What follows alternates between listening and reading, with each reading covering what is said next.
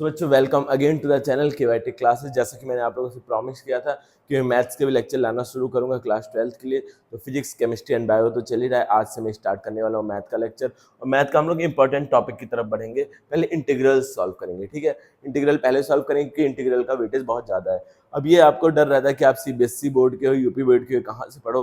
तो ये जो लेक्चर मेरा बन रहा है वो यूपी बोर्ड और सीबीएसई बोर्ड दोनों के लिए सेम होने वाला है। दोनों का सिलेबस सेम है, सब कुछ सेम है। तो आप लोगों को अलग अलग वीडियो देखने की जरूरत नहीं है। और यूपी बोर्ड हिंदी मीडियम से जो बच्चा है उसको क्या है, मैथ में हिंदी इंग्लिश कुछ होता नहीं है, ठीक है। हिंदी इंग्लिश कुछ होता नहीं है, एक दो टर्म है जिसे इंटीग्रल को अवकलन बोलते हैं। तो ये सब टर्म्स हैं तो वो मैं बीच बीच में बताता रहूंगा। मैथ में हिंदी इंग्लिश कुछ नहीं होता, तो इसलिए परेशान नहीं होना है। और आप अगर अभी हिंदी में ही अपनी प्रैक्टिस कर रहे हो तो आगे कहीं कॉलेज में जाते हो या कहीं पर भी जाते हो तो बहुत दिक्कतें होने वाली है। तो इसलिए आप लोग इंग्लिश में भी चीज़ों को जानो और हिंदी में भी चीज़ों को जानो। तो चलिए अपने वीडियो को स्टार्ट करते हैं बिना किसी देरी के। तो हम लोग सबसे पहले क्या करेंगे, सबसे पहले हम एनसीईआरटी को भी पढ़ेंगे। एनसीईआरटी के साथ साथ चीज़ों को कवर करेंगे। पहले मैं एनसीईआरटी डाउनलोड कर लेता हूँ।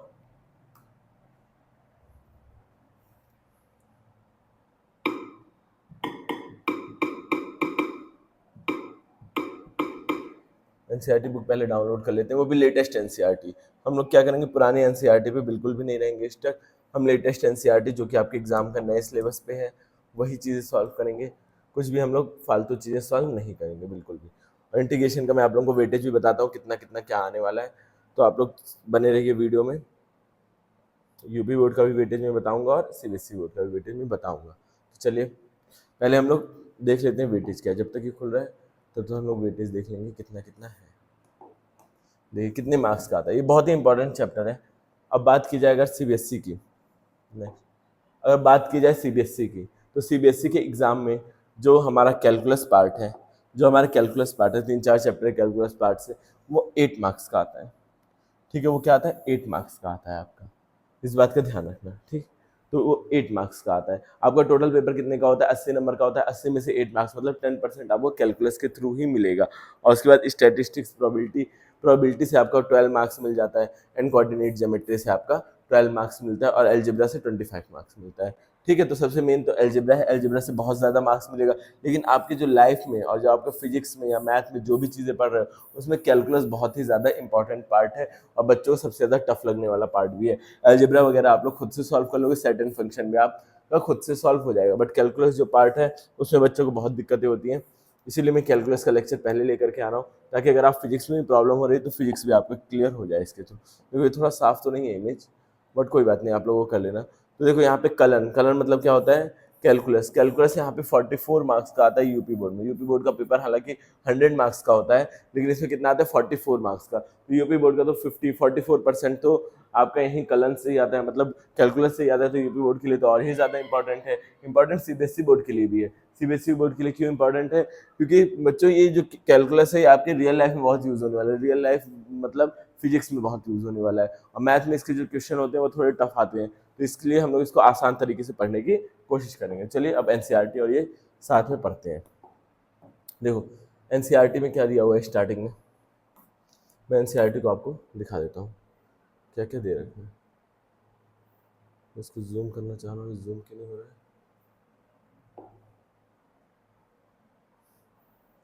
चलो जूम नहीं हो रहा है, कोई बात नहीं, आपको आई होप दिख रहा होगा ये चीज़। तो यहाँ देखो सबसे पहले क्या दिया हुआ है, कुछ चीज़ें ये फालतू दे रखी है। मैं डिटेल में कॉन्सेप्ट बिल्कुल नहीं समझाऊंगा, बस खाली मैं इतनी चीज़ें समझाऊंगा कि आपका एनसीईआरटी सॉल्व हो जाए। अगर आपको डिटेल कॉन्सेप्ट पढ़ना है कि इंटीग्रेशन बना क्यों, इंटीग्रेशन का यूज़ क्यों होता है, तो आप लोग क्या करोगे, आप लोग कमेंट में लिखोगे कि सर इंटीग्रेशन का डिटेल में पढ़ा दीजिए, यूज़ क्यों होता है, बना क्यों इंटीग्रेशन, तो मैं आपको बिल्कुल बता दूंगा। अभी फिलहाल हमें क्या पढ़ना है, इतने कॉन्सेप्ट सीखना है जिससे हमारा एनसीईआरटी की एक्सरसाइज 1 सॉल्व हो जाए। आज के वीडियो में इतने ही कॉन्सेप्ट हम सीखेंगे, हर एक वीडियो में धीरे धीरे कॉन्सेप्ट बढ़ाते रहेंगे, जिससे जिस एक्सरसाइज से रिलेटेड जो कॉन्सेप्ट की जरूरत होगी वो हम सीखेंगे। सबसे पहले सीखते हैं जो फर्स्ट एनसीईआरटी में जिस कॉन्सेप्ट की जरूरत होती है। बच्चों देखो पहले तो पहला चीज आप लोगों को इंटीग्रेशन डिफरेंशिएशन का थोड़ा बेसिक नॉलेज होना चाहिए, ठीक है। डिफरेंशिएशन का डेरिवेटिव, डिफरेंशिएशन को क्या बोलते हैं, डेरिवेटिव। तो डेरिवेटिव का आपको नॉलेज होना चाहिए। और डेरिवेटिव का ही उल्टा होता है एंटी डेरिवेटिव, ठीक है। डेरिवेटिव का उल्टा क्या होता है, एंटी डेरिवेटिव। तो आपको डिफरेंशिएशन आना चाहिए। जैसे x पे पावर n+1 अपॉन n का जो डेरिवेटिव होगा वो x raise to the power n होगा, तो x raise to the power n का जो इंटीग्रेशन होगा वो ये होगा, ठीक है बच्चों। ऐसे ही दिया हुआ है। तो हमें इंटीग्रेशन के यहाँ पे कुछ फॉर्मूले दे रखे हैं, तो इन फॉर्मूलों को आप लोग एक बार पढ़ लीजिएगा। और याद करने का तो मैं बिल्कुल रिकमेंड नहीं करूंगा, याद करने से अच्छा है आप लोग इतने क्वेश्चन प्रैक्टिस कर लीजिए कि आपको ये फॉर्मूले याद हो जाए। मैथ के फॉर्मूले कभी भी मैं याद करने के लिए रिकमेंड नहीं करता हूँ किसी भी बच्चों को, तो याद ना करके आप लोग उसको क्वेश्चंस इतने प्रैक्टिस करिए कि आपको याद हो जाए। और एक सच ये एक ट्रुथ ये भी है कि आप एनसीईआरटी में उतने प्रैक्टिस क्वेश्चन आपको मिलेंगे नहीं, तो मैं आपको सजेशन दूंगा कि आर एस अग्रवाल खरीद लीजिए, और अगर ज़्यादा हाई लेवल पढ़ना है तो आर डी शर्मा खरीद लीजिए, बट वो आपके लिए क्या होगा, बोर्ड एग्जाम के लेवल के नहीं। अगर जेई और एडवांस और मेंस देना है तो उसके लिए आर डी शर्मा, बट अगर आपको बोर्ड में अच्छे मार्क्स लाने हैं तो आर एस अग्रवाल पढ़ लीजिए। आर एस अग्रवाल अगर आपका हो जाता है तो आर डी शर्मा की तरफ जाइएगा। पहले आर एस अग्रवाल में भर भर के प्रैक्टिस क्वेश्चन दे रहेंगे जिससे आपको सारे फॉर्मूले याद हो जाएंगे क्वेश्चन के थ्रू ही। तो मैं ये कभी भी रिकमेंड नहीं करूंगा कि आप फॉर्मूला बैठ करके अलग से याद करिए। तो चलो देखते हैं अब क्वेश्चंस की तरफ हम लोग बढ़ेंगे। ठीक है बच्चों, क्वेश्चंस की तरफ बढ़ेंगे, कुछ मेथड सीखेंगे और क्वेश्चन से ही हम कॉन्सेप्ट को सीखते हुए आगे बढ़ जाएंगे। ठीक है, चलो क्वेश्चन और वो दोनों चीज़ें साथ में लेकर के आते हैं। स्प्लिट स्क्रीन कर लेते हैं, दोनों चीज़ें हमारी आ जाए ताकि, ठीक है। उसको हम क्या करेंगे, थोड़ा छोटा करेंगे बुक को। अब यहाँ पे नोटिशन, अब देखो यहाँ हमारा जो पहला क्वेश्चन है उसकी तरफ बढ़ते हैं। पहला क्वेश्चन देखिए बच्चों, पहला और दूसरा तीसरा चौथा और पांचवा और ये छठवां, ये छह जो क्वेश्चन है बच्चों, ये छह जो क्वेश्चन है वो क्या है, थोड़े अलग कॉन्सेप्ट पे हैं। ठीक है, एक मेथड ऑफ इंटीग्रेशन पे है। ये क्या है, किस मेथड से करना है, मेथड ऑफ इंस्पेक्शन से करना पड़ेगा आपको ये सारी क्वेश्चन। तो मेथड ऑफ इंस्पेक्शन हम बाद में पढ़ेंगे, पहले हम नॉर्मल इंटीग्रेशन देखेंगे जैसा कि आप लोग बचपन से देखते आए हो। ठीक है, नॉर्मल इंटीग्रेशन देखेंगे जैसे बचपन से तो नहीं, 11th क्लास में बेसिक मैथ में आपने पढ़ा होगा, तो वो देखते हैं उसी पे बेस्ड करेंगे। अगर नहीं पढ़ा है तो चिंता करने की कोई बात नहीं है, मैं बहुत ही इजी वे में आपको बताऊंगा, आपको समझ में आ जाएगा। तो मेथड ऑफ इंस्पेक्शन बाद में देखेंगे, हम क्वेश्चन नंबर 7 से अभी स्टार्ट करने जा रहे हैं। तो पहला क्वेश्चन हमारा 7 रहेगा, ना कि 1। ठीक है, 1 भी इसी वीडियो में होगा सॉल्व, तो पहले हम 7 करेंगे जो कि थोड़ा सा सिंपल है। ठीक है, क्वेश्चन नंबर 7 क्या दे रखा है बच्चों, दे रखा है integration of x square 1 minus 1/x²। ठीक, अब कॉन्सेप्ट्स भी इसी में आपको सीखने को मिलेगा क्वेश्चन के थ्रू, और बहुत ही डिटेल में कॉन्सेप्ट सीखोगे, तो परेशान बिल्कुल नहीं होना। अब देखो ऐसा हमने कहीं प्रोडक्ट वाला फॉर्मूला इंटीग्रेशन में पढ़ा नहीं है, ये ऊपर फॉर्मूले हैं, बुक को एक बार अच्छे से पढ़ लेना, उसमें कहीं पे भी ऐसा फॉर्मूला है नहीं। यहाँ पे फॉर्मूला आप लोगों के सामने खोल दे रहा हूँ, प्रोडक्ट वाला कोई फॉर्मूला है नहीं। डिफरेंशिएशन में हालांकि है, अगर आपको डिफरेंशिएशन एकदम नहीं आता है तो आप लोग मेरा एक वीडियो देख सकते हो चैनल पे ही जाकर के, यहाँ नीचे मुझे फोटो भी लगा दूंगा उस थंबनेल भी, तो वहाँ जाके आप डिफरेंशिएशन देख सकते हो। 40 से 45 मिनट में मैंने पूरा बेसिक डिफरेंशिएशन खत्म करा दिया है, तो देख लेना एक बार। अभी देखो ऐसा कोई फॉर्मूला हमारे पास है नहीं, तो हम इसको पहले कायदे से लिख लेंगे। कायदे से लिखने का क्या मतलब है, अंदर मल्टीप्लाई कर देंगे, अंदर क्या करेंगे, मल्टीप्लाई सर, अंदर मल्टीप्लाई करो तो क्या हो जाएगा, एक्स स्क्वायर को 1 से करेंगे तो क्या हो जाएगा, एक्स स्क्वायर ही रहेगा। अब एक्स स्क्वायर को 1/x² से करेंगे, ऐसे कर देंगे मल्टीप्लाई, और यहाँ क्या हो जाएगा, dx हो जाएगा। ठीक है, ये क्या होता है, ये dx मतलब x के टर्म में आपको इंटीग्रेशन करना है। अगर dy होता तो हमारे लिए x वाला पूरा टर्म कांस्टेंट हो जाता। ठीक है, अब जब आप करोगे यहाँ क्या होता है, अब आपको पता है कि अगर माइनस होता है तो आप अलग अलग ऐसे लिख सकते हो, ये तो पूरा कट के 1 हो जाएगा, 1 dx लिख सकते हैं। इन दोनों का अलग अलग कर सकते हैं जब माइनस या प्लस हो कोई भी चीज़। अब एक्स स्क्वायर का इंटीग्रेशन क्या होता है, एक्स स्क्वायर का जो इंटीग्रेशन होता है बच्चों, वो होता है हमारा, पावर एक ऐड हो जाती है और नीचे भी वही पावर हम लिख देते हैं, ये चीज़ याद रखना। और फिर प्लस C1 इधर लिख लेते हैं, और माइनस, और इसका क्या होता है, 1 का डिफरेंशिएशन x होता है बस खाली। ठीक है, और यहाँ पे C2 लिख लेंगे। देखो अब C1 C2 मतलब दोनों कांस्टेंट है, कांस्टेंट को कांस्टेंट से जोड़ेंगे तो कोई कांस्टेंट आएगा, तो हम बस कांस्टेंट को क्या करते हैं, एक ही बार लिखते हैं, x³/3 माइनस x प्लस सी, बस खाली एक बार कांस्टेंट लिखेंगे, यही हमारा हो जाएगा आंसर। कांस्टेंट को बस एक ही बार पुट करना है बच्चों, दो बार कांस्टेंट लिखने का कोई सेंस नहीं बनता। ठीक है, अब चलो हम आगे क्वेश्चन पे बढ़ते हैं, अगले क्वेश्चन पे। नेक्स्ट क्वेश्चन नंबर 7 आपकी समझ में आया या फिर नहीं, कमेंट सेक्शन में जरूर बताइएगा। ठीक है, अब नेक्स्ट क्वेश्चन की तरफ बढ़ते हैं, हमारे क्वेश्चन नंबर 8 की तरफ, प्रश्न संख्या 8। सॉरी बच्चों, अजीब सा बोर्ड आ गया, मुझे पसंद नहीं है ये board.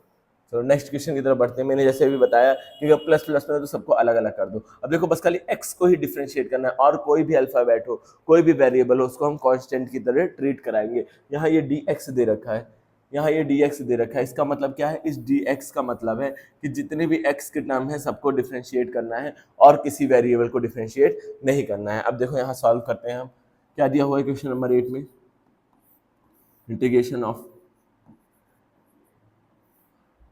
Plus bx plus c D x, यही दिया हुआ है। तो हम क्या करेंगे, इंटीग्रेट करेंगे ए एक्स स्क्वायर को, ए एक्स स्क्वायर डी एक्स, ऐसे सबको अलग अलग लिख सकते हैं हम, ठीक है। Integration of b x D x, फिर integration of c d. Clear है बच्चों। अब क्या करना है, ए तो कांस्टेंट है, जो भी कांस्टेंट टर्म होता है उसको बाहर निकाल लेते हैं, उसको बाहर निकाल लेते हैं। मैंने बाहर निकाल दिया। यहाँ पे कांस्टेंट क्या है, बी है, बस खाली एक्स को डिफ्रेंशिएट करना है। और यहाँ पे कांस्टेंट क्या है, सी है, तो क्या बचेगा, बस खाली डी एक्स बचेगा। डी एक्स या वन डी एक्स भी लिख सकते हो, ठीक है। जब कुछ नहीं रहता है तो वन तो रहता ही है साथ में। अब यहाँ पे देखो क्या करोगे, अगर आप डिफ्रेंशिएट करोगे एक्स स्क्वायर को तो क्या हो जाएगा, एक्स स्क्वायर को जब हम डिफ्रेंशिएट करते हैं बच्चों, अब देखो याद रखना है कांस्टेंट एक ही लिखना है, ठीक है। और जब इसको हम डिफ्रेंशिएट करते हैं तो क्या होता है, पावर में एक जुड़ जाता है और नीचे भी वही लिखा जाता है, ये हो जाएगा। और इसको भी बी पावर में एक जुड़ जाएगा, एक पावर है तो दो हो जाएगी, और अपॉन टू, और यहाँ पर डी एक्स का डिफ्रेंशिएशन एक्स होता है तो सी एक्स हो जाएगा। और लास्ट में हम क्या कांस्टेंट C1 लिख देते हैं, ठीक है, क्योंकि पहले से एक सी कांस्टेंट है तो दोनों एक जैसा लगेगा, इसलिए मैंने C1 लिख दिया। क्लियर है बच्चों, समझ में आया, समझ में आया क्या, जल्दी से हम सब करिए अगर समझ में आ रही हैं चीज़ें तो, ठीक है। अब बच्चों थोड़ा सा आगे बढ़े, आगे बढ़े, क्या इजाज़त है। तो अब सेकंड क्वेश्चन देखते हैं, स्क्रीनशॉट लेना चाहो तो आप लोग ले सकते हो। अब उसके बाद हम देखते हैं क्वेश्चन नंबर 9, 8 हो गया, अब फिर 9 देखेंगे, ठीक है। 1 2 के लिए एकदम परेशान नहीं होना है, 1 2 सब होगा। क्वेश्चन नंबर 9 में क्या है, 2x square plus e x D x, ठीक है बच्चों, ई एक्स डी एक्स ये दे रखा है, ठीक है। अब यहाँ देखो क्या करते हैं, मैंने बोला था अलग अलग करके कर दो, ये भी सिंपल है, सेम चीज़ है, 2x स्क्वायर डी एक्स ई पे पावर एक्स डी एक्स। अब आपको ये पता होना चाहिए, अब ये देखो पावर पे क्या होता है, एक जुड़ जाता है, 2 ऐसे ही रहेगा कांस्टेंट है, पावर पे एक जुड़ जाएगा और हमारा नीचे भी 3 लिखा जाएगा। अब ई पे पावर एक्स का जो डिफ्रेंशिएशन होता है वो इंटीग्रेशन एंड डिफ्रेंशिएशन ई पे पावर एक्स ही रहता है, प्लस ये हमारा हो गया क्वेश्चन नंबर 9 भी सॉल्व हो गया, हो गया ना सॉल्व। अब नेक्स्ट क्वेश्चन की तरफ बढ़ते हैं, 9 हो गया। अब 10, 10 देखो थोड़ा सा टफ है, थोड़ा सा टेढ़ी की है, एक बार इसको पढ़ो और थोड़ा सा कोशिश करो। मैं तब तक एक घूंट पानी पी लेता हूँ, जल्दी से आप लोग पढ़ो इसको। क्या समझ में आ रहा है, कुछ पढ़ करके कुछ लग रहा है क्या कि सॉल्व हो पाएगा। अच्छा एक सजेशन भी चाहिए मुझे आपसे कि आप जब मोबाइल स्क्रीन में देखते हो क्या क्वेश्चंस आपको क्लियर दिखते हैं, या फिर मैं क्वेश्चंस बड़ा बड़ा सा लिखूं तो आपको दिखेगा, ये सजेशन जरूर दीजिएगा कमेंट सेक्शन में।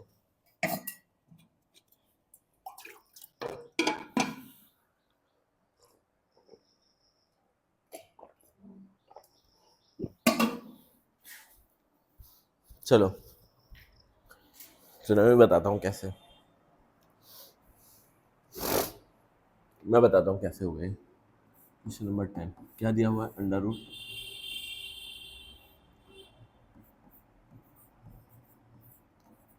होल स्क्वायर डी एक्स, ठीक है। आप देखोगे तो इसको क्या हो जाएगा, ये ए प्लस बी का होल स्क्वायर से खोलेंगे तो ए स्क्वायर मतलब पहले वाले टर्म का स्क्वायर, ठीक है। होल स्क्वायर है तो मतलब खोल लो ए प्लस बी, पहले वाले टर्म का स्क्वायर, अंडर रूट एक्स का स्क्वायर क्या होता है, एक्स होता है, फिर प्लस दूसरे वाले टर्म का स्क्वायर मतलब ये भी बस एक्स हो जाएगा, और -2 ए की जगह क्या है अंडर रूट एक्स और बी की जगह क्या है 1/√x, और ये क्या है डी एक्स। क्लियर है बच्चों, इतनी चीज़ें क्या हो जाएगा, एक्स प्लस लिख लेते हैं ना, x D x plus 1/x, और यहाँ पे ये दोनों कट जाएगा, बचेगा बस लिखा है 2, सब में डी एक्स लिखना है, सब लिख लो, plus 1/x d x -2 d x,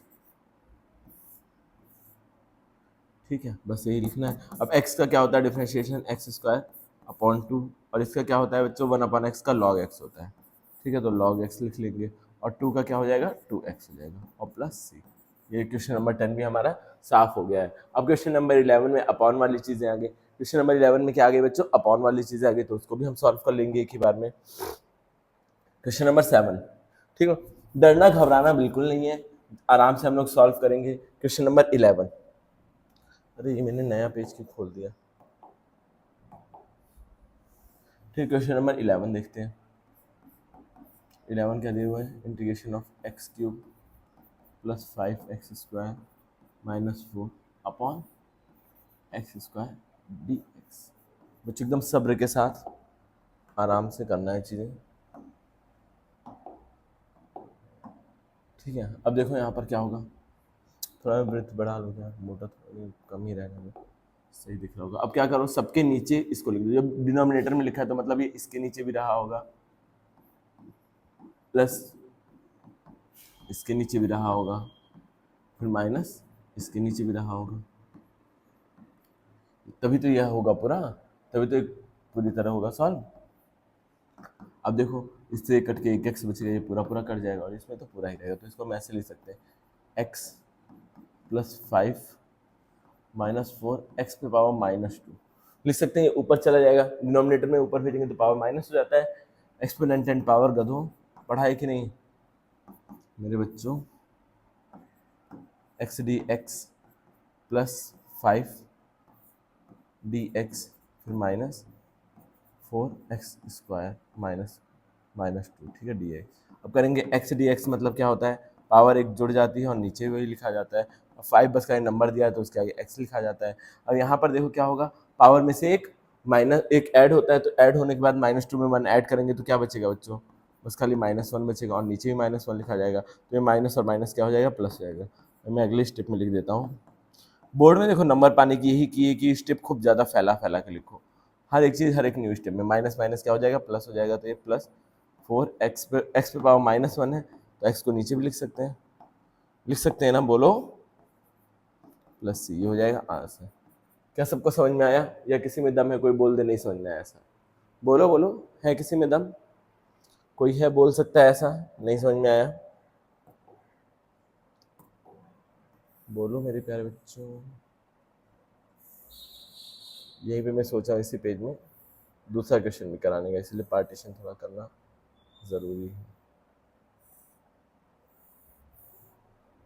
चलो अब हो गया, ठीक है। अब देखो क्या है, क्वेश्चन नंबर 11 के बाद हम 12 क्वेश्चन करेंगे। क्वेश्चन नंबर 12 भी सेम वैसे ही है, लेकिन यहाँ पे सर क्या है, रूट है, रूट का मतलब पावर 1/2 होता है, तो 1 बाई ऊपर जाएगा माइनस होगा, सेम ही तो कंडीशन होगी बच्चों। चलो 12 भी करा ही देता हूँ, आप लोग एकदम मासूम हो, कर नहीं पाओगे। 12 को थोड़ा छोटा छोटा लिखूंगा, ठीक है, और बताना समझ में आ रहा है यानी। X cube plus 3x plus 4 के नीचे क्या है, अंडर रूट एक्स है, और यहाँ पर क्या है, यहाँ है डी एक्स। अब यहाँ पर लिखेंगे हम, सबको अलग अलग करके लिख दो, एक्स पे पावर 3 अपॉन एक्स पे पावर 1/2 में लिख दे रहा हूँ, रूट को 1/2 लिख सकते हैं, और यहाँ पे क्या लिख सकता हूँ, एक्स पे पावर 1/2, और यहाँ पे 4 अपॉन 4 इंटू एक्स पे पावर -1/2 पूरे का डी एक्स, ठीक है। अब 3 में से 1/2 माइनस करोगे, ये रफ वर्क कर लो साइड में, 3 में से 1/2 माइनस करोगे कितना आएगा, 5/2 आएगा। कितना आएगा बच्चों, माइनस ही तो करना है, तो एक्स पे पावर क्या आ जाएगा, 5/2। अब ये चीज़ समझ लेना क्यों हुआ है, ऊपर पावर जाएगी तो माइनस हो गया, माइनस करोगे तो 5/2 ही आएगा, करके देख लेना यकीन ना हो तो।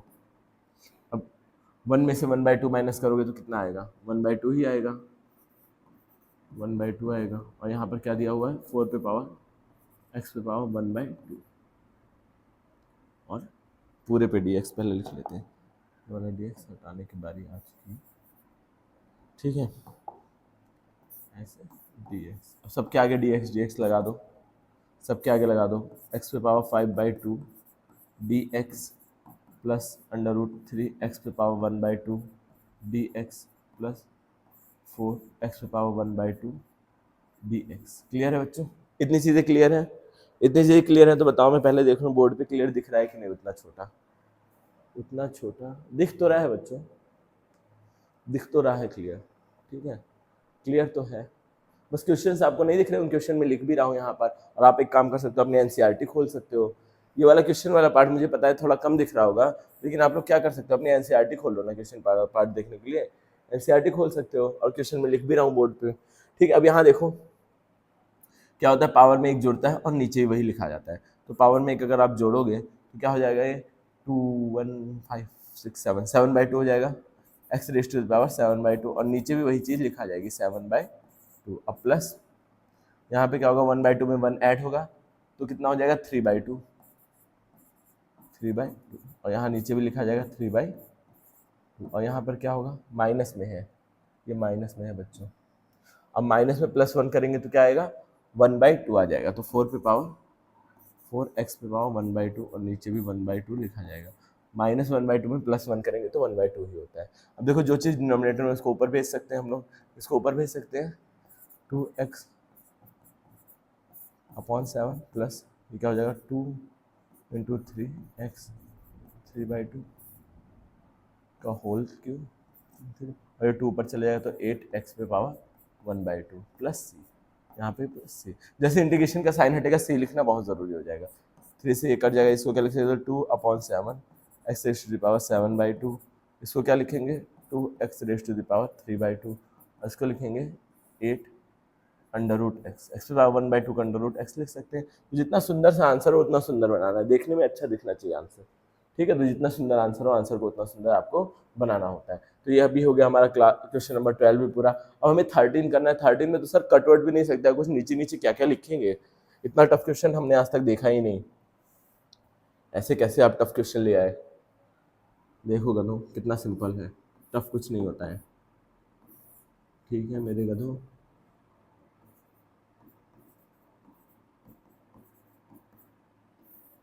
अपॉन x माइनस 1, यहाँ देखना क्या है। अब हम फैक्टराइजेशन बचपन में पढ़ा था, 8th 7th क्लास में पढ़ा था सर फैक्टराइजेशन, अब कहाँ से याद रहेगा हम लोगों को। 7th में आपने पढ़ा दिया और आज 12th में वही चीज़ पूछ रहे हैं। फैक्टराइजेशन देखो क्या होता है, दोनों में कॉमन लो, क्या कॉमन आएगा एक्स स्क्वायर कॉमन आएगा, क्या बचेगा x माइनस 1, इधर क्या कॉमन आएगा 1 आएगा तो क्या बचेगा x minus 1 upon x minus 1। Clear है बच्चों ये चीज़। अब यहाँ देखना क्या होगा, x माइनस 1 आपका हो जाएगा कॉमन, दोनों के पास x माइनस 1 है और यहाँ क्या बचेगा x स्क्वायर प्लस 1, ये dx कहाँ जाएगा, ये dx तो रहेगा ही रहेगा ना, और यहाँ पे क्या बचा है x माइनस 1। क्लियर है बच्चों, फैक्टराइजेशन बस खाली किया, आंसर आ गया कितना आसानी से। बचेगा क्या, अब यहाँ पे बचेगा x स्क्वायर प्लस 1 dx। अब इसको जब सॉल्व करोगे, तो पावर में एक जुड़ जाता है तो क्या हो जाएगा x क्यूब बाई 3 प्लस 1 का x होता है प्लस c, ये आंसर हो जाएगा। करके देखना, मैंने एक स्टेप शॉर्टकट में लिख दिया लास्ट वाला, करके देखना क्योंकि इस पर बार बार डिस्कशन चल रहा था तो बहुत ज़्यादा डीप जाने का कोई सेंस बन नहीं रहा है। अब क्वेश्चन नंबर 14 में क्या है, डिस्ट्रीब्यूशन प्रॉपर्टी से अंदर मल्टीप्लाई करना है। 14 15 सेम है, ठीक है 14 15 क्या है, सेम है, एकदम सेम है। देखो मैं एनसीईआरटी का तो पूरा सॉल्यूशन यहाँ दे दे रहा हूँ आपको, बट आपको क्या करना पड़ेगा, आपको बच्चों कोई अच्छी सी प्रैक्टिस बुक लेनी ही पड़ेगी, या फिर अगर आप लोग चाहते हो मैं आप लोगों को अच्छे अच्छे क्वेश्चन दूँ प्रीवियस ईयर, तो आप कमेंट में लिखिएगा सर क्वेश्चन आप प्रोवाइड करा दिए तो मैं क्वेश्चन आपको डीपीपीज प्रोवाइड करा दूंगा। लेकिन अगर आपको चाहिए तो कमेंट में जरूर लिखिएगा, मैं डीपीपीज आपके लिए बना के प्रोवाइड करा दूंगा हर एक चैप्टर की, और उसमें आपको 50-60 क्वेश्चन चैप्टर से मिल जाएंगे, जिससे आपको चैप्टर की पूरी प्रैक्टिस अच्छे से हो जाएगी। तो चलो फिलहाल ये एनसीईआरटी में सॉल्व करा देता हूँ आपका। 14 में क्या दिया हुआ है, 1 minus X under root X D X. अब देखो क्या दे रखा है, तो अंदर मल्टीप्लाई कर दो, क्योंकि मल्टीप्लिकेशन का कोई रूल हमें पता नहीं है, तो अंदर मल्टीप्लाई कर देते हैं तो क्या हो जाएगा अंडर रूट एक्स, और इसको करेंगे तो क्या हो जाएगा X root X. X root X मतलब हाफ पावर और 1 और हाफ को ऐड करेंगे तो कितना आएगा एक्स की पावर 3/2 डी एक्स, यही तो आएगा। अब ऐसे लिख सकते हो, इसको पावर 1/2 कर सकते हैं ना, तो एक्स की power 1/2 d x minus x पे पावर 3/2 डी एक्स, ये लिख सकते हैं दो चीज़ें। अब पावर 1/2 का मतलब क्या है, एक ऐड होगा तो ये हो जाएगा 3/2, ये क्या हो जाएगी पावर एक्स पे पावर 3/2 अपॉन में 3/2, और माइनस इसमें 1 ऐड होगा तो क्या हो जाएगा 5/2 एक्स पे पावर 5/2 अपॉन 5/2, ठीक है, और प्लस सी हो जाएगा लास्ट में, ठीक है लास्ट में क्या हो जाएगा प्लस सी हो जाएगा। अब ये क्या होगा 2 ऊपर चला जाएगा तो 2x पे पावर 3/2 अपॉन 3, और यहाँ पे क्या होगा 2 ऊपर चला जाएगा तो 2x पे पावर 5/2 अपॉन 5 प्लस सी, ये हो जाएगा हमारा आंसर क्वेश्चन नंबर 14 का। फिर तो क्वेश्चन 14 में हमारा हो गया समाप्त, एकदम सफाई कर दिया क्वेश्चन नंबर 14 का। अब 15 भी सेम टू सेम है,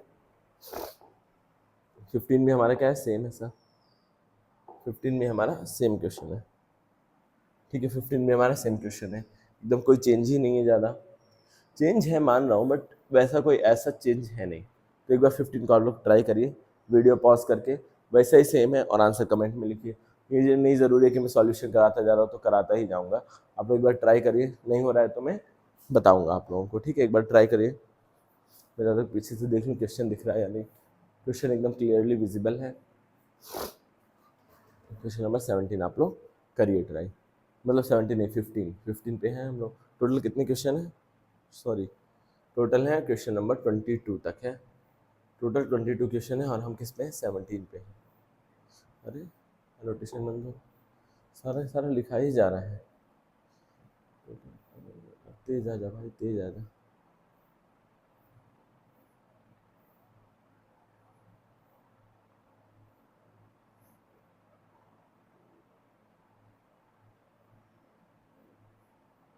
चलो नहीं आ रहा है तो मैं करता हूँ, इसे मिटा दो पहले, गंदा गंदा दिख रहा है ना। अरे, चलो क्वेश्चन नंबर 15 करते हैं। ठीक है, वैसे बहुत लोगों का हो भी गया हो क्वेश्चन नंबर 15, बट हम कर लेते हैं एक बार। क्या दे रखा है, under root x sine x cube x square,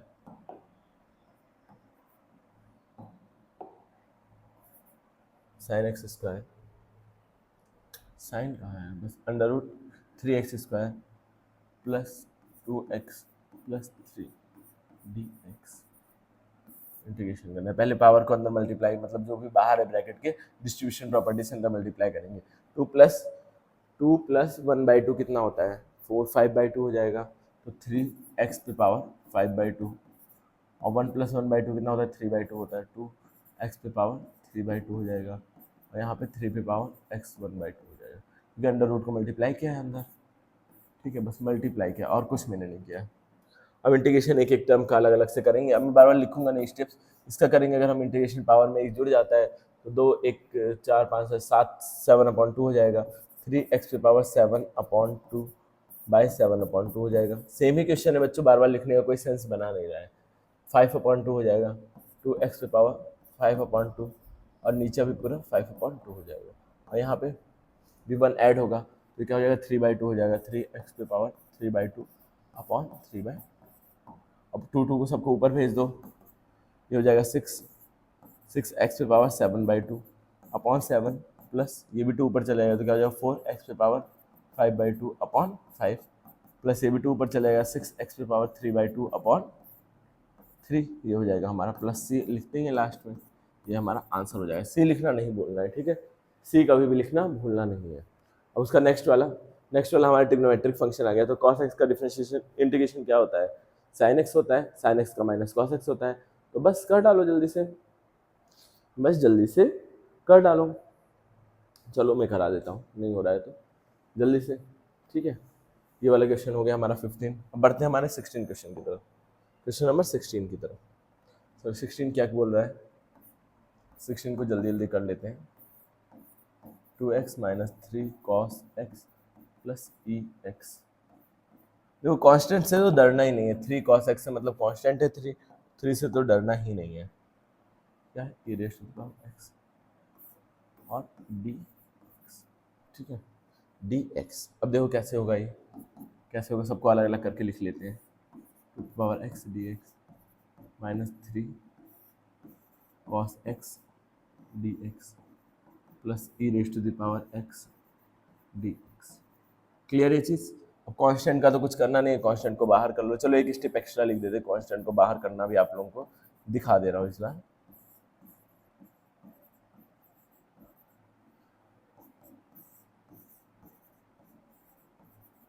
clear है बच्चों। अब x का क्या होता है डिफरेंशिएशन, ये क्या हो रहा है, वहीं रहे जहाँ था भाई वहीं पे रहो। चलो करके दिखा देता हूँ आप लोगों को। x का डिफरेंशिएशन क्या होता है, एक्स स्क्वायर अपॉन 2, और cos x का क्या होता है sin x होता है, और e पे पावर x का क्या होता है, e पे पावर x ही रहता है, e पे पावर x ही, e पे पावर x ही रहता है, और प्लस c लिखना हमारी मजबूरी है। 2 से 2 काट दो तो क्या हो जाएगा x square minus 3 sine x plus e पे पावर एक्स प्लस सी, यही हो जाएगा हमारा आंसर। ठीक है बच्चों, यही हमारा आंसर आ जाएगा। ये क्वेश्चन नंबर 16 भी हो गया। अब 17 की तरफ बढ़े। चलो 17 18 19 20 4 क्वेश्चन बचे, फिर ऊपर के हमारे 5 क्वेश्चन हो जाएंगे सर। ठीक है, अगला क्वेश्चन नंबर 17 क्या बोल रहा है, 17 भी वही बोल रहा है जो 16 बोल रहा था।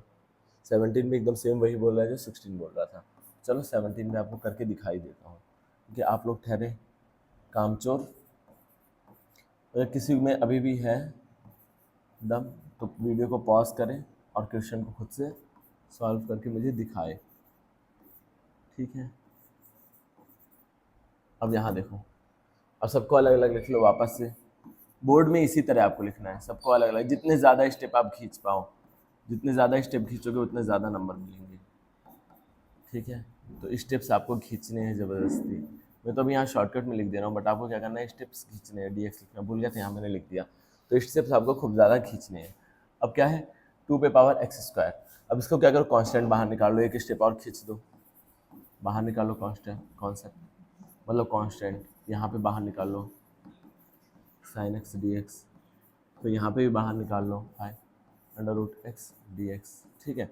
अब क्या करते हैं, एक्स स्क्वायर का क्या होता है, एक ऐड हो जाता है और अपॉन में भी एक लिखा जाता है, ठीक है। और साइन एक्स का होता है माइनस कॉस एक्स। अब माइनस होगा तो ये प्लस हो जाएगा 3 कॉस एक्स, ठीक है। ये minus sine minus cos X आएगा यहाँ पे, तो इसको प्लस कर देंगे तो प्लस हो जाएगा।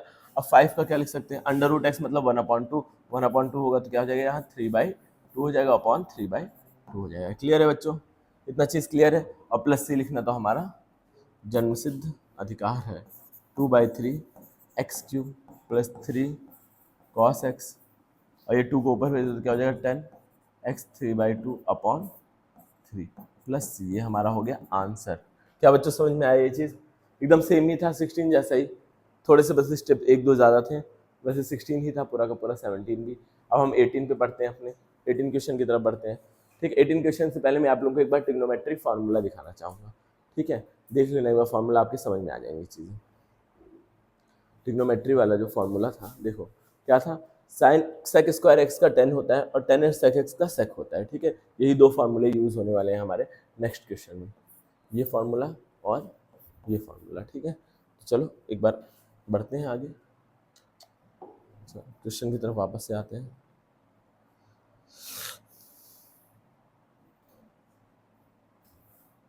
चलो करते हैं शुरू, अगला क्वेश्चन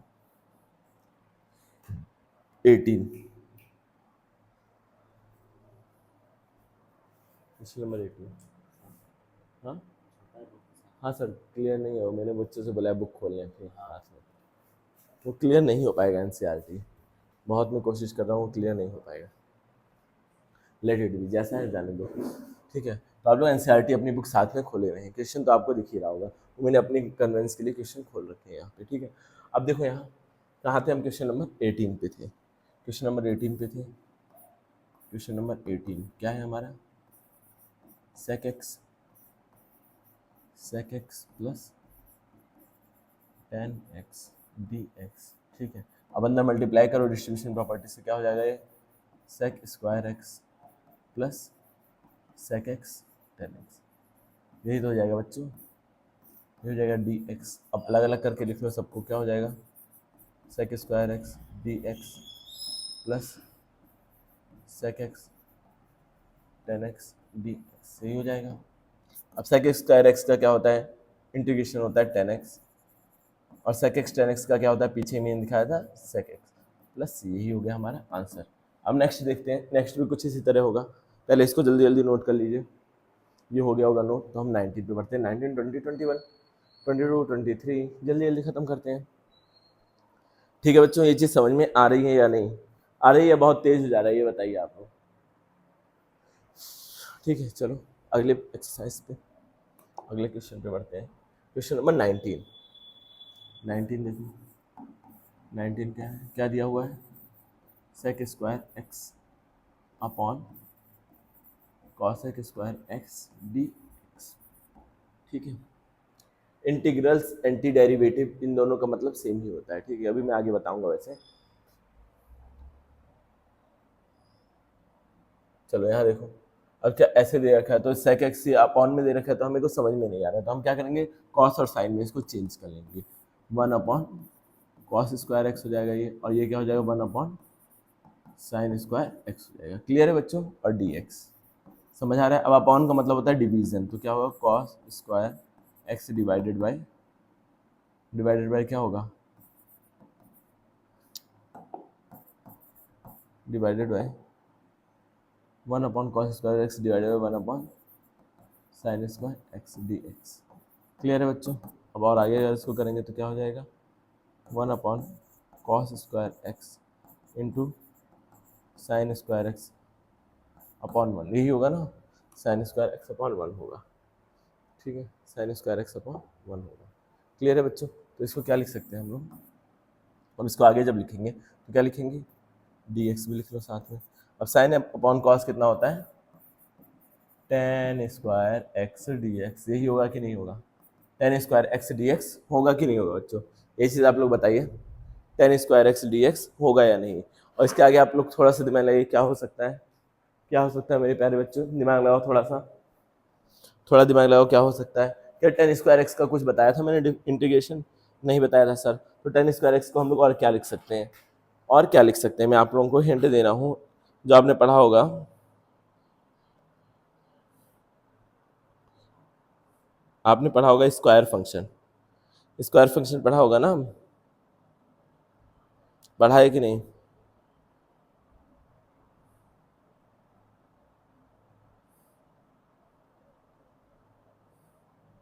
tan² x को क्या लिख सकते हैं, बोलिए जल्दी से,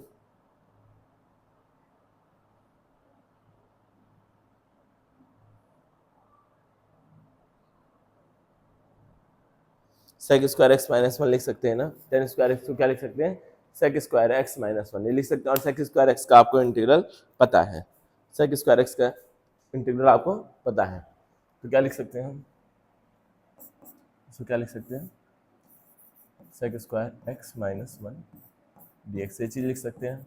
तो इसका हमें पता है, अलग अलग करके लिख लो, 1 dx, इसके आगे भी dx लिख देते हैं। sec² x का क्या होता है, tan x होता है, और -1 का क्या होता है, x होता है प्लस c, ये हो गया हमारा आंसर, ये हो गया हमारा आंसर 19। अब 20 की तरफ बढ़ा जाए, 20 की तरफ बढ़ा जाए क्या बच्चों, बढ़ ही जाइए सर, बढ़ ही जाइए, चलो बढ़ ही जाते हैं, चलो 19 हो गया, 20 की तरफ बढ़ते हैं। क्वेश्चन नंबर 20 क्या दे रखा है 20 में, 2 - 3 sin x, सॉरी, ठीक है।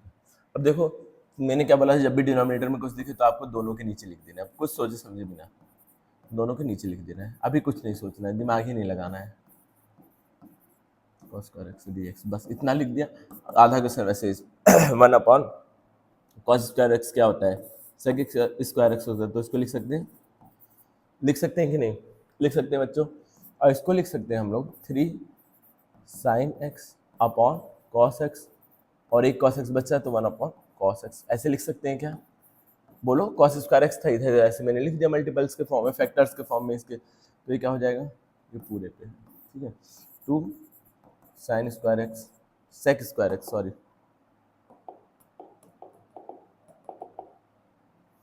क्या है,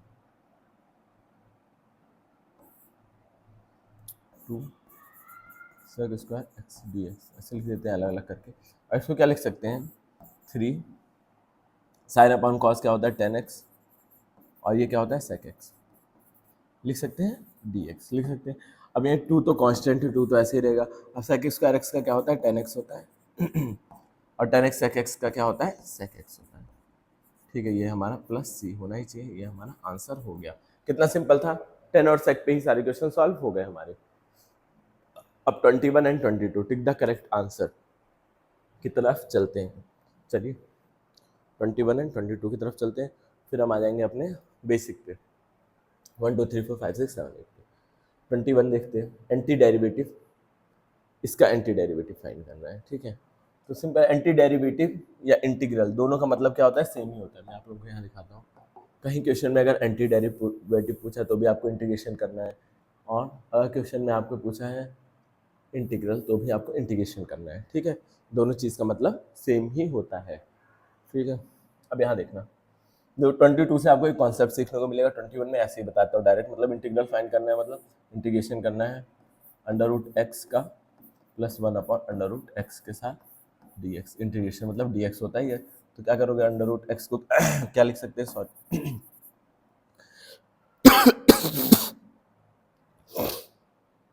सॉरी बच्चों, गले में कुछ दिक्कत आ रही है मेरे।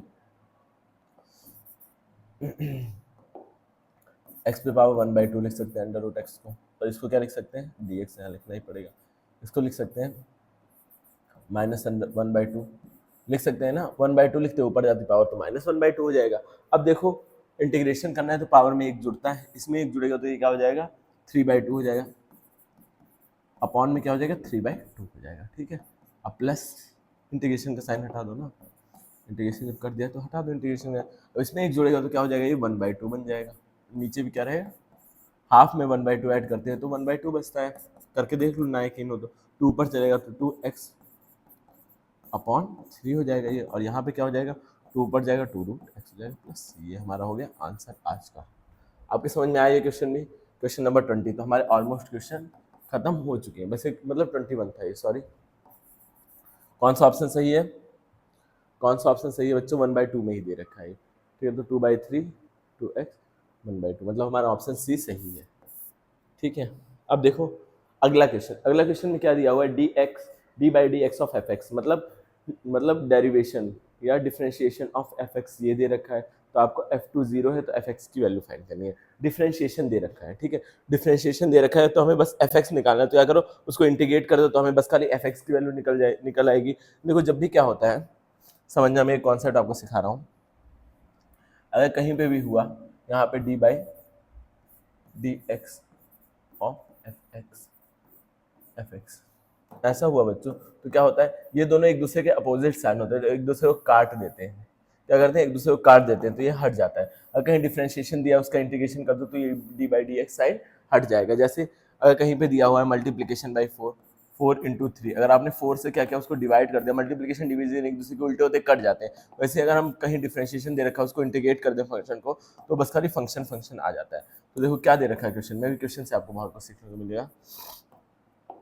क्वेश्चन में क्या दे रखा है, d/dx ऑफ fx मतलब डिफरेंशिएशन ऑफ fx दिया हुआ है 4x³ माइनस 3/x⁴, ये डिफरेंशिएशन दे रखा है, क्या दिया हुआ है डिफरेंशिएशन दे रखा है, तो आपको फाइंड करना, और क्या एक चीज दे रखी है, और क्या गिवन है f2, जो f2 की वैल्यू होगी, अगर x की जगह पे आप f की वैल्यू 2 रखते हैं, जो f2 की वैल्यू आएगी, जो यहाँ पे f2 की वैल्यू आएगी वो हमेशा 0 के बराबर आएगी, क्लियर है। तो हम पहले fx की वैल्यू निकाल लेते हैं, f2 छोड़ो, fx की निकालने की अगर ये इंटीग्रेशन कर देंगे d/dx ऑफ fx का, तो इधर का भी हमें इंटीग्रेशन करना पड़ेगा, वो भी किसके रिस्पेक्ट में, x के रिस्पेक्ट में, dx लिख देते हैं क्यूब माइनस 3, जो भी चीज करते हैं दोनों साइड करते हैं ना, जो भी चीज करते हैं दोनों साइड करते हैं, dx कर देंगे, क्लियर है बच्चों, इतना चीज समझ में आ रहा है, इतनी चीज क्लियर हो रही है। अब इसका जब डिफरेंशिएशन करेंगे तो बस खाली क्या बचेगा, ये fx बचेगा, और इधर क्या हो जाएगा, इधर तो मामला सब बदल जाएगा, ये क्या होगा, इसको लिखेंगे हम, इससे क्या होता है पावर में एक जुड़ जाता है अपॉन 4, और यहाँ पर क्या होगा -4 है तो ये ऊपर जाएगा -4 हो जाएगा, -4 में 1 जुड़ेगा तो -3 हो जाएगा, तो ये क्या हो जाएगा x⁻³ अपॉन -3, ये माइनस माइनस प्लस हो जाएगा, क्लियर है। और यहाँ पे लिखोगे dx, ठीक है बच्चों, यहाँ पे लिखोगे नहीं dx सबको लिखने की जरूरत है, प्लस c लिखोगे, प्लस c लिखोगे, ठीक है। अभी देखो fx, अब कायदे से थोड़ा लिखेंगे, कट जाएगा x⁻4 प्लस 3/x³, यही तो होगा वैल्यू, प्लस सी। अब इतना पता चल गया हमें fx की वैल्यू तो निकल गई, लेकिन ये क्या निकले, कांस्टेंट c के टर्म में निकली। अब हमें c की भी वैल्यू निकालनी पड़ेगी, तो हमें क्वेश्चन में ही दिया हुआ है जो f2 है वो उसकी वैल्यू क्या है 0 है, जो हमारा f2 है, f2 दे रखा है 0, तो हम f2 रखेंगे, f2 क्या होगा, जहाँ जहाँ x था वहाँ वहाँ 2 रख देना है, तो 2 पे पावर 4 प्लस 3/2 पे पावर 3 प्लस सी, यही होगा, और इज इक्वल टू 0, f2 की वैल्यू है, ठीक है, f2 की वैल्यू है। तो सो बच्चों यहाँ पर मेरी माइक की थोड़ी सी आवाज़ खराब हो गई थी, तो हमने क्या किया, यहाँ पर जो भी x था उसकी जगह पर 2 पुट किया, और कांस्टेंट देखो 2 पुट कर दिया मैंने, जहाँ जहाँ पर x था वहाँ वहाँ पर देखिए 2 पुट कर दूंगा, ठीक है। 2 पुट करने के बाद हमारे पास जो वैल्यू आएगी, क्योंकि f2 की वैल्यू 0 दे रखी है तो हम इसको ओवरऑल 0 लिख सकते हैं। 2 पे पावर 4 मतलब 16, 3/8 इज इक्वल टू 0। तो अब सबको उधर भेज दो, सी को इधर रहने दो, ठीक है। सी को इधर रहने दो। अब कैलकुलेशन में यहाँ थोड़ा सा टाइम लग रहा था, इसलिए मैंने कैलकुलेटर ऑन कर दिया था। तो कैलकुलेटर से जल्दी से कैलकुलेशन की। अभी आगे की वीडियो में जो वीडियो चल रहा है उसी की आवाज आएगी, बस खाली इस क्वेश्चन में आपको इस आवाज को थोड़ा मैनेज करना है, ठीक है। तो हम यहाँ पे सी की वैल्यू निकाल रहे हैं। सी की वैल्यू जो आ जाएगी 128/8। अच्छा, वहाँ 16 भी है, +1 हो जाएगा, यहाँ पे प्लस है, यहाँ थोड़ी सी गड़बड़ हो गई है, इसको मिटा करके। हाँ, तो इसकी जो डायरेक्ट वैल्यू आएगी, मैं यहाँ डायरेक्ट लिख रहा था वैल्यू 129/8 आ रही थी, प्लस सी की वैल्यू, ठीक है। अब सी की वैल्यू आ जाएगी माइनस में 129/8 आ जाएगी, ठीक है। अब हमें एक कांस्टेंट की वैल्यू मिल गई, हमें कितनी एफ एक्स की वैल्यू निकालनी थी, ठीक है बच्चों। हमें एफ एक्स की वैल्यू निकाल ली थी, अब कांस्टेंट की मिल गई। एफ एक्स की वैल्यू हम पहले निकाल चुके हैं, x⁴ प्लस 3/x³ प्लस सी निकाल चुके थे। तो हमें सी की वैल्यू मिल गई, तो सी की वैल्यू रख देंगे तो हमें प्रॉपर एफ एक्स की वैल्यू मिल जाएगी। देखिए अभी आगे यही मैंने कर रखा है इस क्वेश्चन में, तो मिल गई वैल्यू और हो गया ये क्वेश्चन हमारा समाप्त। तो बच्चों अभी मेरे साथ थोड़ी देर पहले क्या, आज से अभी से 4-5 घंटे पहले, ठीक है, 4-5 भी नहीं कह सकते, हम बोल सकते हैं 10-11 घंटे पहले, 10 घंटे पहले मैंने ये वीडियो बना रहा था जो आपने देखा होगा कुछ देर पहले। वो वीडियो अभी से 10 घंटे पहले का था, ठीक है। तो मुझसे मेरे साथ हो गई थी दुर्घटना। क्या हुआ था, मैं पूरा लेक्चर रिकॉर्ड कर लिया मैंने पूरा, मतलब आपने 22 तक देखा होगा अभी, फिर रुका होगा बीच में, फिर आया ये वीडियो। तो 22 तक क्या मैंने यहाँ 6 तक पूरा बना लिया था, जहाँ तक मैंने वादा किया था। एक्सरसाइज कंप्लीट हो गई थी, लेकिन क्या दिक्कत आई, माइक हो गया डिस्चार्ज, और मैं फ्लो में था, वीडियो बनाता गया, मैंने माइक चेक नहीं किया। तो क्या वो पूरा जब वीडियो बन गया, तो फिर बाद में जब मैंने वीडियो को देखा एडिटिंग के टाइम, तो मुझे पता चला कि ये लास्ट का वीडियो नहीं बन पाया। तो मैं जल्दी से अभी एडिटिंग के दौरान ही अभी वीडियो दोबारा से शूट करने आ गया हूँ। तो ठीक है, चलिए हम लोग कर लेते हैं सवाल। हमने 22 तक कर लिया था, 22 के बाद वापस क्वेश्चन नंबर 1 की तरफ बढ़ते हैं, ठीक है। जो हमारा क्वेश्चन नंबर 1 है वो कुछ इस प्रकार है। क्वेश्चन 1 क्या है, sin 2x। अब देखो क्या होता है, अगर डिफरेंशिएशन होता है, ये फंक्शन के अंदर फंक्शन है, देखो एक ट्रिग्नोमेट्रिक फंक्शन है, आपको दिख रहा है क्या, ये ट्रिग्नोमेट्रिक फंक्शन है, इसके अंदर एक x वाला फंक्शन है, दो फंक्शन है। अगर डिफरेंशिएशन होता तो हम आसानी से कर लेते, बट हमें क्या करना है, इंटीग्रेशन करना है। और कौन से मेथड से करना है, इंस्पेक्शन मेथड से, ठीक है। इंस्पेक्शन मेथड क्या होता है, हमें उल्टा सोचना पड़ता है। अब उल्टा कैसे सोचेंगे, अब बच्चों क्या सोचना है, ये सोचना है कि किस चीज का डिफरेंशिएशन साइन एक्स होता है। सर हमने बचपन से पढ़ रखा है cos x का जो डिफरेंशिएशन होता है वो sin x होता है यहाँ पे, लेकिन cos x की जगह क्या देगा, cos 2x दे रखा है। अब इसका जो डिफरेंशिएशन होगा वो क्या हो जाएगा, sin 2x, और फंक्शन के अंदर फंक्शन है 2x का क्या होता है, 2 होता है, ठीक है बच्चों। अगेन मैं यही बोलना चाहूंगा, अगर आपको इंटीग्रेशन डिफरेंशिएशन नहीं आता अच्छे तो मेरा वीडियो देख लीजिए, 45 मिनट में मैंने पूरा इंटीग्रेशन खत्म कर दिया है, पूरा खत्म हो गया। तो इसको इधर लाएंगे तो d/dx, अब 2 को इधर ले आएंगे तो क्या हो जाएगा, अच्छा माइनस साइन एक्स का होता है। तो अगर माइनस और 2 दोनों को हम इधर ले आते हैं, cos 2x, और माइनस और 2 दोनों को लाएंगे तो माइनस इधर लिख देते हैं, 2 नीचे लिख देते हैं, क्या हो जाएगा sin 2x, ठीक है। d/dx of cos 2x upon 2 क्या होता है, sin x के बराबर होता है। तो sin x का जो इंटीग्रेशन होगा वो उल्टा इसके बराबर हो जाएगा। या फिर आप क्या करो, हाँ क्या करना क्या है, मतलब जिस चीज़ का मैंने ये बोला है ना कि जो cos x है, cos x का डिफरेंशिएशन, नहीं एक सेकेंड इसको मिटाएं, मैंने ये बोला जब sin x का डिफरेंशिएशन, अरे यार क्या हो रहा है, sin x का डिफरेंशिएशन cos x होता है, तो cos x का अगर हम इंटीग्रेशन करें तो वो sin x के बराबर आएगा, ये चीज़ मैंने बोल रखा है। तो ऐसे ही -2x माइनस cos 2x/2 का डिफरेंशिएशन sin 2x होता है, तो sin 2 का इंटीग्रेशन क्या हो जाएगा, cos x, यही हो जाएगा। उल्टा चीज़ होती है ना, दोनों एक दूसरे की उल्टी रहती हैं। तो आप क्या लिखोगे, sin 2x का इंटीग्रेशन किसके बराबर होगा, -1/2 cos 2x के बराबर होगा, ठीक है। 1/2 मतलब इसको मैंने 1/2 करके लिख दिया है ताकि देखने में अच्छा लगे, और प्लस सी तो हमारा लगाना ही होता है। तो ये हमारा हो गया आंसर नंबर फर्स्ट कंप्लीट। अब आंसर 2 की तरफ बढ़ते हैं, ठीक है बच्चों, आंसर 2 की तरफ बढ़ते हैं। हमारे पास शायद वो पेज खत्म हो चुके हैं, तो इस पेज पे नॉर्मल बेसिस पे काम कर लेंगे, ठीक है। अब question number 2 same to same है, सेम टू सेम है, बस खाली सोच का दायरा बढ़ाना है। इन सब क्वेश्चंस में आपको सोच का दायरा बढ़ाना है। अब इसको करना है तो हम सोचना है कि कॉस किसका डिफरेंशिएशन होता है, तो हमें पता है साइन का होता है, तो calculate D by D X of sine X की जगह पे sine 3x, sine 3x is equal to क्या होगा इसका डिफरेंशिएशन, कॉस 3x इंटू 3, यही होगा। तो हम क्या लिख सकते हैं, डी बाई डी एक्स, अब ये 3 को इधर भेज दो, 1/3 साइन 3x होगा कि नहीं, इज इक्वल टू किसके बराबर हो गए, cos 3x, बस बचा इधर में cos 3x। तो अब उल्टा हम लिख सकते हैं इसी चीज़ को, तो integration of cos 3x dx किसके बराबर होगा बच्चों, हो जाएगा 1/3 साइन 3x प्लस सी।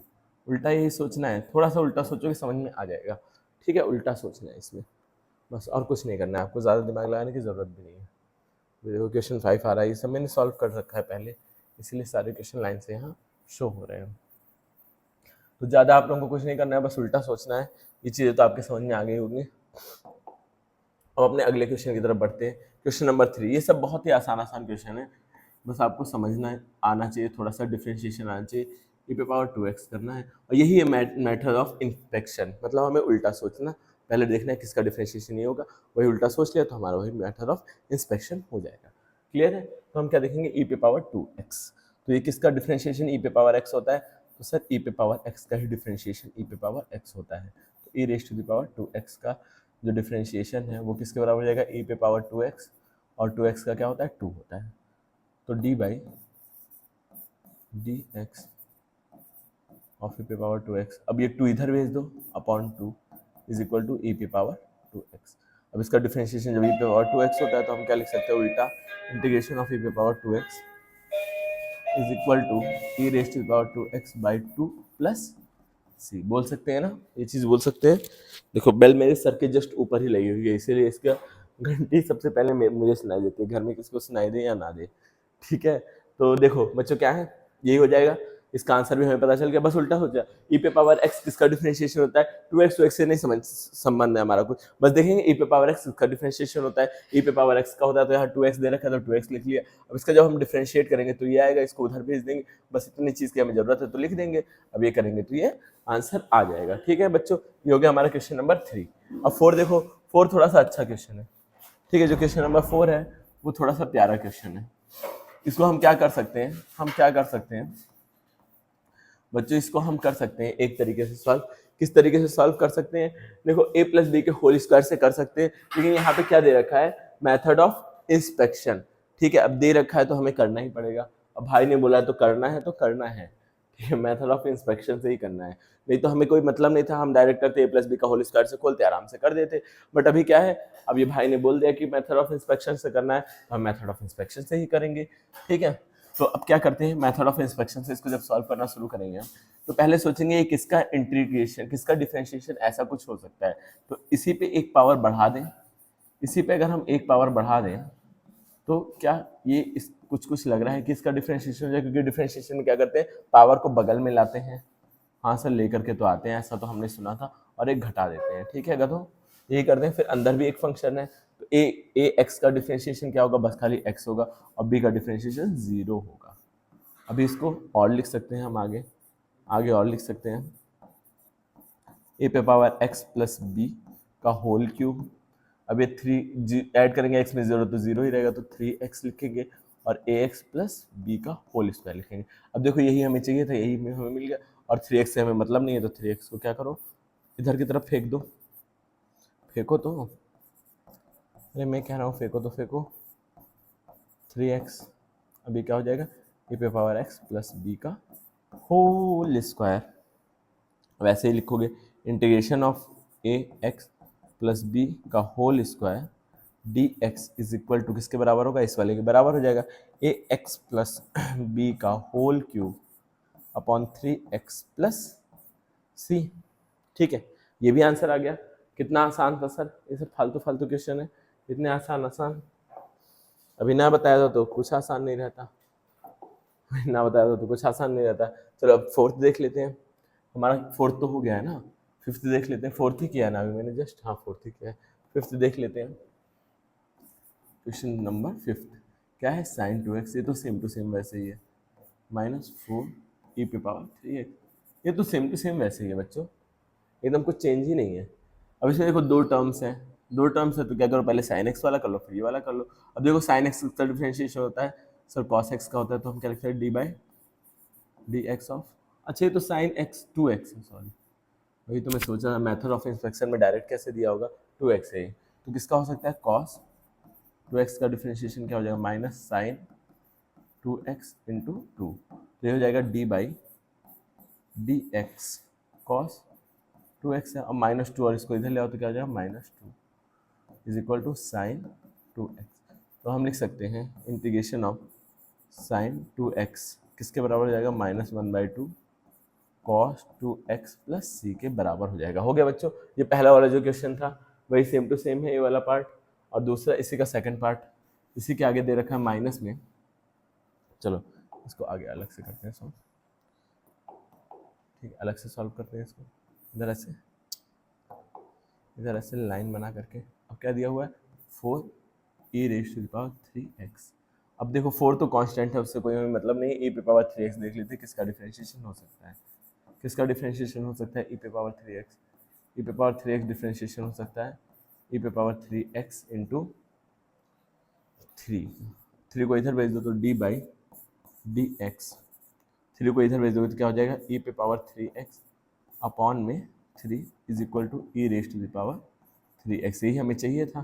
तो अब क्या करोगे, लिख लोगे integration of e⁻3x is equal to e⁻3x upon 3 plus, ये हो गया, समझ आया, ये समझ में आया। अब दोनों को कंबाइन करके लिख दो, लिखोगे differentiation integration of sine 2x plus 4e⁻3x dx is equal to, पहले ये वाला पार्ट लिख लो हाफ cos 2x फिर प्लस e⁻3x अपॉन 3, और 2 बार कांस्टेंट है तो आप एक ही बार कांस्टेंट लिख दो कोई, मैंने बोला था ना जब एडिशन सब्ट्रैक्शन की बात आती है तो कांस्टेंट एक ही बार लिखते हैं।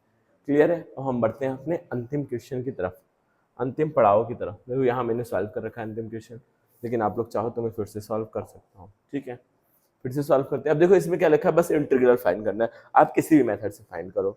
अब भाई ने क्या दे दिया, छूट कि किसी भी मेथड से आप सॉल्व करो, भाई ने छूट दे दी है, लेकिन भाई की ऐसी छूट का क्या फायदा, ये इंटीग्रल वो इंस्पेक्शन मेथड के अलावा किसी और मेथड से सॉल्व भी नहीं होगा, तो चलो लगाना पड़ेगा ही। अभी भाई ने छूट दी फिर भी हम इंस्पेक्शन मेथड से ही कर रहे हैं, ये हमारी बदनसीबी है। e⁻3x plus 1 dx, clear. अब देखो करना शुरू करो, integration of 4e⁻3x dx plus integration of dx, बस खाली बचेगा 1 इंटू डी, मतलब dx ही होता है, ठीक। अब देखो e⁻4 इंटू 3x, अभी जस्ट हम लोग करके आए पीछे, अभी जस्ट करके आए, चलो आप लोगों की तसल्ली के लिए यहाँ पर कर दे रहा हूँ मैं, क्या होगा इसका डिफरेंशिएशन d/dx ऑफ e⁻x का ही होता है, तो e⁻3x is equal to e⁻3x into 3, यही होगा, तो d/dx